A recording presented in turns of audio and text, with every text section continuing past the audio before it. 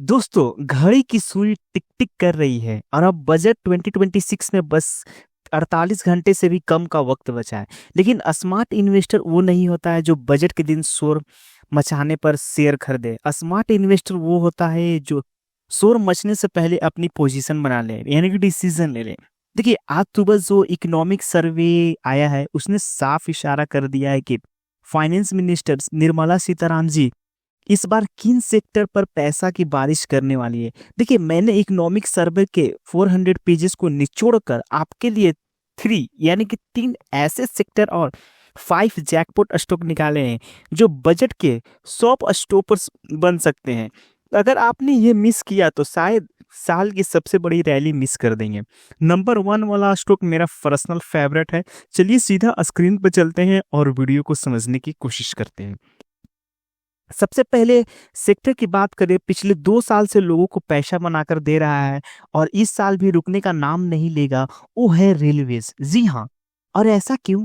क्योंकि economic survey ने साफ कर दिया है कि इंडिया का इंफ्रास्ट्रक्चर ग्रोथ अभी मिड वे है, यानी खत्म नहीं हुआ है। खबर यह है कि इस बजट में सरकार 400 से लेकर 500 नई वंदे भारत ट्रेन, जी हाँ, और कवच सेफ्टी सिस्टम के लिए अब तक का सबसे बड़ा अमाउंट अलॉट कर सकती है। अब देखिए, यहाँ मेरे रडार पर दो स्टॉक्स है। सबसे पहला तो आपको भी पता है, रेल विकास निगम। जी हाँ, ये कंपनी रेलवे की बाहुबली है। नई लाइन बिछाने हो या फिर इलेक्ट्रिफिकेशन करना हो, ऑर्डर्स इन्हीं को मिलते हैं। आरवीएनएल का ऑर्डर बुक पहले से ही स्ट्रोंग है और बजट अनाउंसमेंट के बाद ये स्टॉक रॉकेट बन सकता है। ठीक है, अगर दूसरी स्टॉक्स की बात करें तो है आपका IRFC। जी हाँ, इंडियन रेलवे फाइनेंस। देखिए, मैं अभी आपको स्क्रीन पर दिखाता हूँ, 1 मिनट।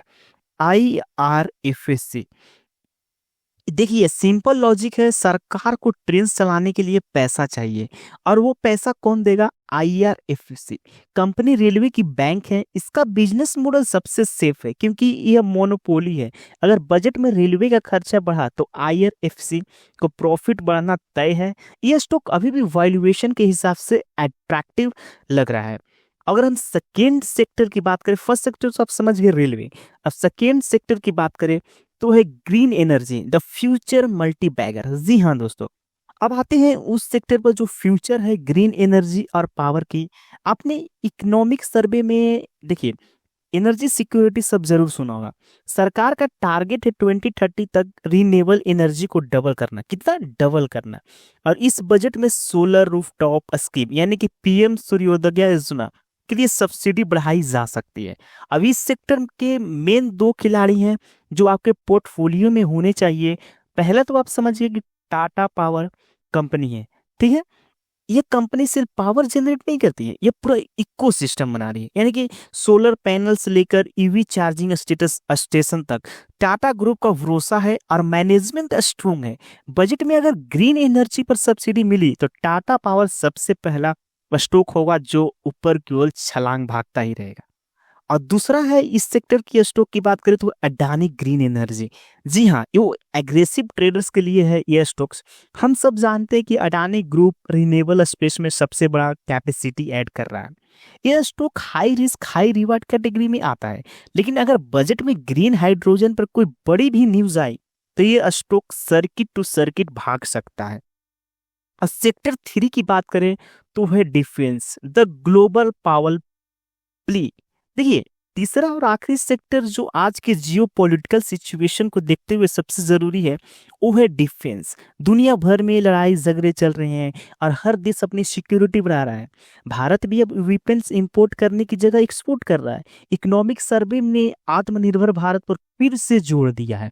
यहाँ मेरा टॉप पिक है HAL, यानी कि हिंदुस्तान एरोनॉटिक्स लिमिटेड।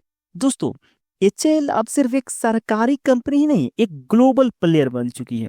यानी कि तेजस फाइटर जेट्स के ऑर्डर लाइन में लगे हैं और एक्सपोर्ट डील की खबरें भी आ रही हैं।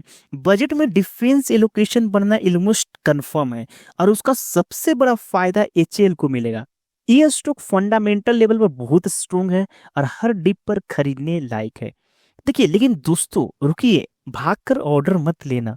ठीक है। बजट वाले दिन यानी कि 1 फरवरी जो कि संडे मार्केट में बहुत वैटिलिटी होगी, मार्केट ऊपर नीचे झूले की तरह झूलेगा।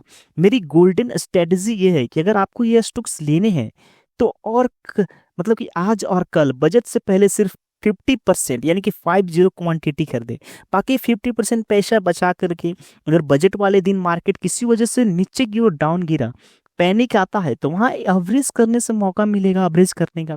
सारा पैसा एक साथ मत लगाना चाहिए, मार्केट कहीं भी भागा नहीं जा रहा है। तो ये थी मेरी बजट जैकपॉट लिस्ट। अगर आप मुझे कमेंट करके बताइए आपके हिसाब से इस साल बजट का हीरो स्टॉक कौन बनेगा। क्या वो रेलवे होगा, क्या वो पावर होगा? जिसका जवाब सबसे सही और लॉजिकल होगा उसके कमेंट को मैं खुद पिन करूंगा। वीडियो पसंद आया तो लाइक दबाएं और चैनल को सब्सक्राइब कर ले, क्योंकि बजट वाले दिन हम लाइव आने वाले हैं। जय हिंद, हैप्पी इन्वेस्टिंग। और इस मेरी इन्वेस्टमेंट एडवाइस नहीं है, किसी भी स्टॉक्स में इन्वेस्ट करने से पहले अपने खुद की रिसर्च करें और फाइनेंशियल एडवाइजर से जरूर सलाह लें। मिलते हैं ऐसे ही एक और इंटरेस्टिंग वीडियो के साथ नेक्स्ट वीडियो में। तब तक के लिए वीडियो देखने के लिए पूरी इन तक धन्यवाद।